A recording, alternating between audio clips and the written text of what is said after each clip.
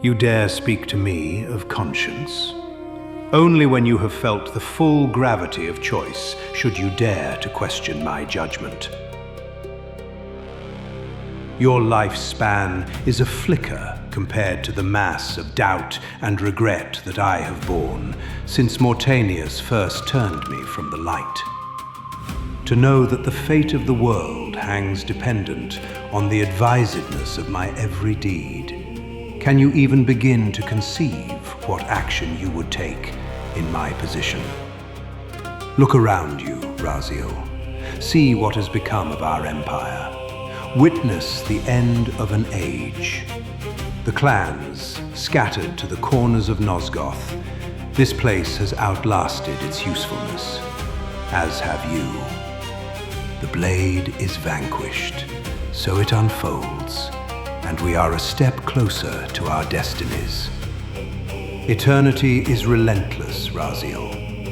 When I first stole into this chamber centuries ago, I did not fathom the true power of knowledge. To know the future, Raziel, to see its paths and streams tracing out into the infinite. As a man, I could never have contained such forbidden truths.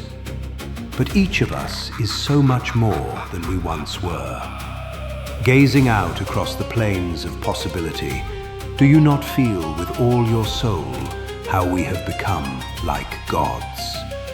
And as such, are we not indivisible? As long as a single one of us stands, we are legion. That is why, when I must sacrifice my children to the void, I can do so with a clear heart. These chambers offer insight for those patient enough to look. In your haste to find me, perhaps you have not gazed deeply enough. Our futures are predestined. Mobius foretold mine a millennium ago. We each play out the parts fate has written for us. We are compelled ineluctably down preordained paths. Free will is an illusion. One must keep his friends close, Raziel, and his enemies even closer. Can you grasp the absurd beauty of the paradox? We are the same, Sarafan and vampire. With our holy wars, our obsession with Nosgoth's domination, who better to serve me than those whose passion transcends all notions of good and evil? But this is not where or how it ends. Fate promises more twists before this drama unfolds completely.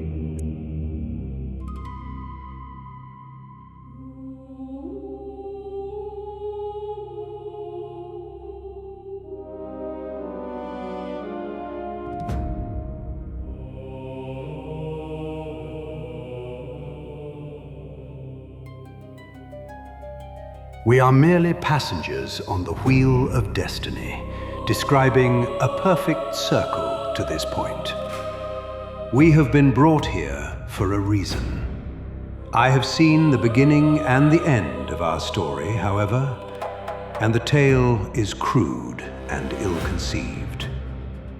We must rewrite the ending of it, you and I. This is the sublime moment of our undoing, Raziel. The ineffable fulcrum upon which swings the entirety of our history. This is where all of Nosgoth is betrayed. In this instant, Ariel, the Balance Guardian, is murdered by dark forces bent on overthrowing the Pillars. Her spirit is just now tearing free, lost in the ether, trying to find its way here. You have already seen how she comes to haunt these Pillars. As Ariel dies, I am being born to take her place as Balance Guardian. Such is my destiny. At the moment of my first cry, Ariel's beloved, the Guardian Nupraptor, finds her corpse. Racked with grief and tormented with suspicions of treachery, Nupraptor plunges into a madness which overflows and infects all of the Guardians who are symbiotically bound, including me. The repercussions of Ariel's assassination were expertly calculated. The entire circle descends into madness, and I am tainted at the moment of my birth, instantly rendered incapable of fulfilling the role destiny has prepared for me. 30 years hence, I am presented with a dilemma. Let's call it a two-sided coin. If the coin falls one way, I sacrifice myself and thus restore the pillars. But as the last surviving vampire in Nosgoth, this would mean the annihilation of our species. Mobius made sure of that.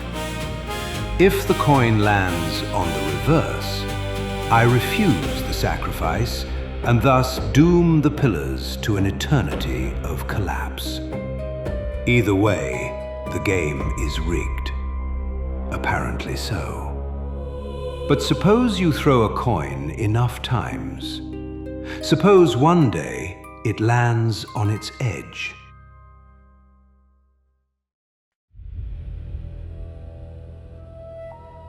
Now, at last, the masks had fallen away. The strings of the puppets had become visible, and the hands of the prime mover exposed. Most ironic of all was the last gift that Raziel had given me, more powerful than the sword that now held his soul, more acute even than the vision his sacrifice had accorded me. The first bitter taste of that terrible illusion. Hope. And then everything changed. The past, the present, the future. Everything I knew, everything I'd seen, was suddenly shattered like glass. When I refused the sacrifice, the pillars cracked, and the decay would take thousands of years. But this was instant. I could feel the inferno burning even at this distance.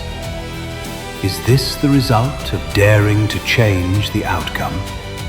Or have the ancient gods decided enough is enough?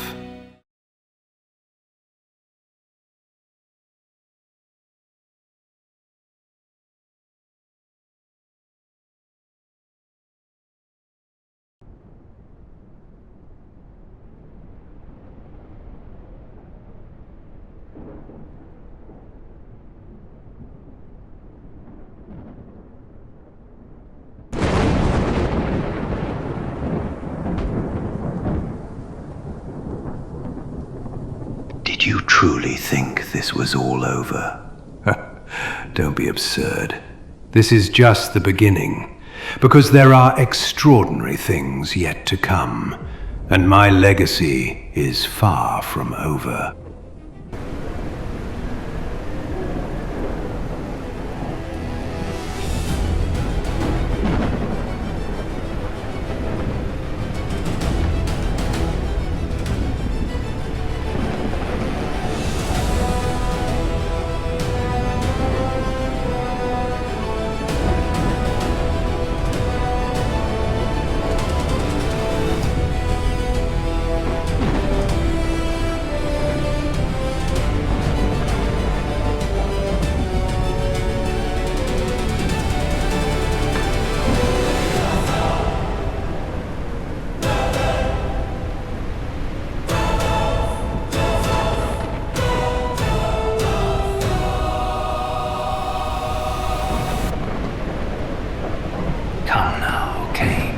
It is not merely the world that dies, it is time.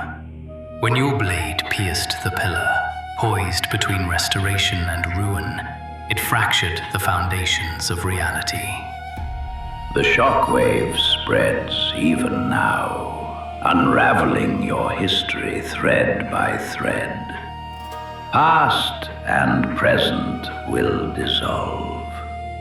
You, the ancients, the humans, all will be erased. Even the great parasite trembles beneath the earth, its wounds frozen as the land convulses. Time. A contradiction. Everything so distant. The past, the present, the future, so utterly disconnected to this moment. Yet it would be apparent all things are relative. I know you, Cain. You are worthy.